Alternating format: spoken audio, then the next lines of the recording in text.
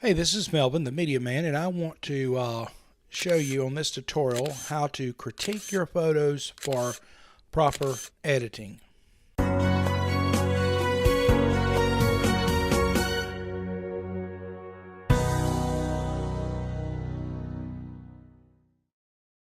Critiquing photographs for editing.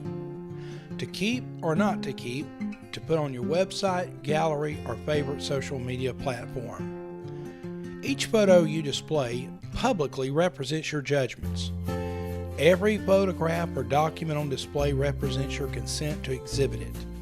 With this in mind, you want to be mindful of the subject you are posting.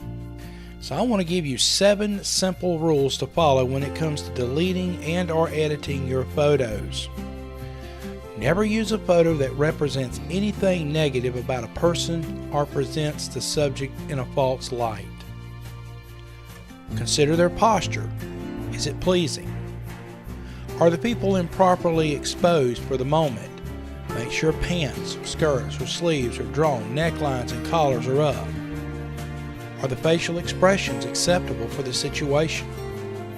Does the subject have something noticeable on their clothes or body, especially their face?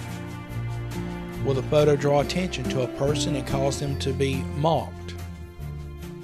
Does the photo express emotions that the subject would not want others to see? Now it's time to look at each photo and critique it for use or deletion. In photography, critiquing can be divided into 3 categories: technical quality, composition, and subjective appeal. Technical quality can be judged by asking and answering 4 questions. First, saturation. Is the color bright, vivid, or dull? Secondly, exposure. Is the exposure, or the image, too light, too dark, or just right?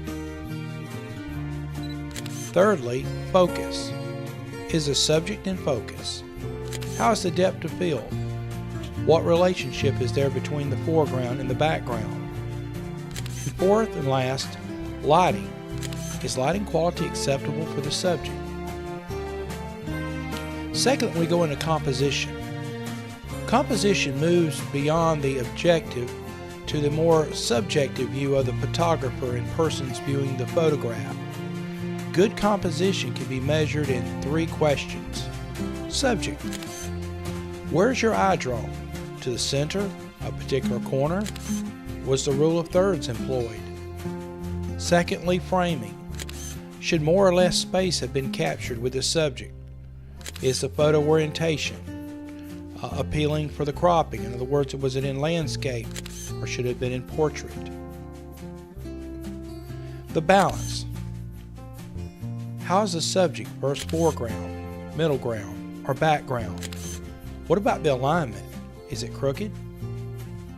And then that brings us down to the third part of critiquing, and that's the subjective appeal. This critique is purely emotional, but can be examined in 3 questions.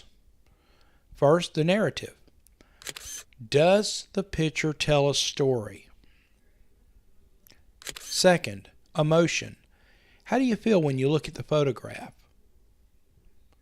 And last, certainly not least, the connection. Did the photographer connect with the subject?